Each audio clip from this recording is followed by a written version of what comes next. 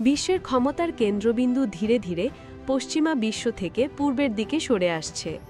প্রযুক্তিগত উদ্ভাবন থেকে শুরু করে ব্যাপক অর্থনৈতিক প্রবৃদ্ধি সবকিছুতেই পরিবর্তনের নেতৃত্বে রয়েছে এশিয়া।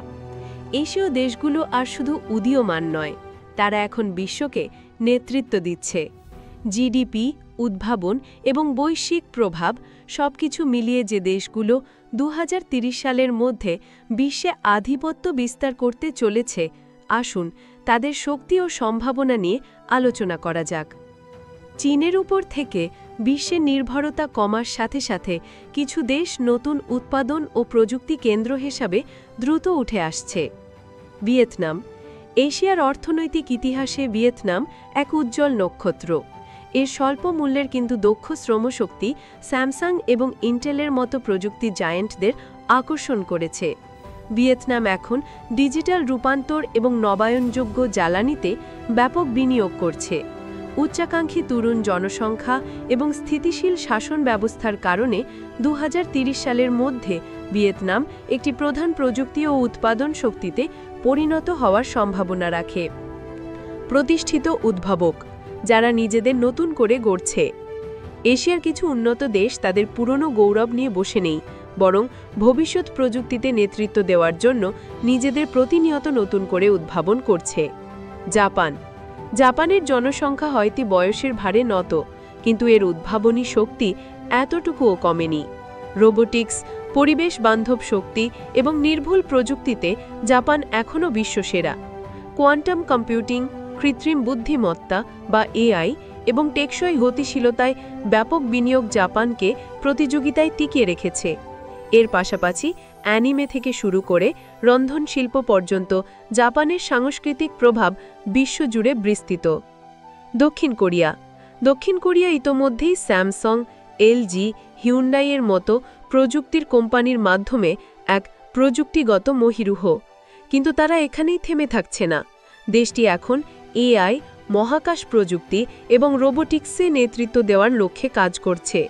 এর পাশাপাশি কে-পপ অর্থাৎ বিটিএস এবং কে-ড্রামা যেমন স্কুইড গেমের মতো সাংস্কৃতিক পণ্য এটিকে এক বিশ্বমানের সফট পাওয়ার জায়ান্টে পরিণত করেছে। কিছু দেশ তাদের বিপুল সম্পদ, কৌশলগত ভৌগোলিক অবস্থান এবং সুদূর প্রসারী পরিকল্পনাকে কাজে লাগিয়ে বিশ্ব মঞ্চে নিজেদের প্রভাব বিস্তার করছে। সিঙ্গাপুর। আকারে ছোট হলেও প্রভাবে বিশাল। সিঙ্গাপুর বিশ্বের অন্যতম সেরা স্মার্ট শহর, শীর্ষ আর্থিক কেন্দ্র এবং সবচেয়ে দক্ষ সরকার ব্যবস্থার উদাহরণ। এআই, ফিনটেক এবং বায়োটেকনোলজিতে ব্যাপক বিনিয়োগের মাধ্যমে সিঙ্গাপুর ভবিষ্যৎ পৃথিবীর রূপরেখা তৈরি করছে। এটি একটি গুরুত্বপূর্ণ ভূ-রাজনৈতিক মধ্যস্থতাকারীও, যা মার্কিন যুক্তরাষ্ট্র এবং চীন উভয়ের সাথেই দৃঢ় সম্পর্ক বজায় রেখে চলে। মালয়েশিয়া। মালয়েশিয়া নীরবে কিন্তু দ্রুত গতিতে এগিয়ে চলেছে। প্রযুক্তি সচেতন কর্মী বাহিনী, শক্তিশালী অবকাঠামো এবং ভিশন 2030 রোডম্যাপের মাধ্যমে এটি একটি উচ্চ আয়ের ডিজিটাল অর্থনীতিতে পরিণত হওয়ার লক্ষ্যে কাজ করছে। কুয়ালালামপুর একটি প্রধান প্রযুক্তি কেন্দ্র হয়ে উঠছে এবং মালয়েশিয়ার বন্দরগুলো বিশ্ব বাণিজ্যের গুরুত্বপূর্ণ সংযোগ হিসেবে কাজ করছে। ইন্দোনেশিয়া। দক্ষিণ পূর্ব এশিয়ার এই বিশাল দেশটি 27 কোটিরও বেশি জনসংখ্যা নিয়ে এক ঘুমন্ত দৈত্য। এর ডিজিটাল অর্থনীতি দ্রুত গতিতে বাড়ছে এবং দেশটি এখন বৈদ্যুতিক গাড়ি বা ইভির ব্যাটারি উৎপাদনেও মনোযোগ দিচ্ছে। রাজধানী জাকার্তা থেকে বোর্নিও দ্বীপে নুসন্তারা নামের একটি নতুন সবুজ ও আধুনিক শহরে স্থানান্তরের পরিকল্পনা তাদের ভবিষ্যৎমুখী উচ্চাকাঙ্ক্ষাকেই প্রকাশ করে। খেলার মোড় ঘুরিয়ে দেওয়া দেশগুলো, ভবিষ্যতের নিয়ন্তা।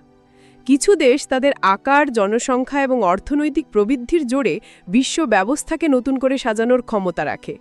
সৌদি আরব। ভিশন 2030-এর অধীনে সৌদি আরব বিদ্যুৎ গতিতে রূপান্তরিত হচ্ছে। দেশটি এখন আর শুধু তেলের ওপরই নির্ভরশীল নয়, বরং পর্যটন, খেলাধুলো, প্রযুক্তি এবং নিয়মের মতো ভবিষ্যৎ নগরী তৈরির দিকেও এগিয়ে যাচ্ছে।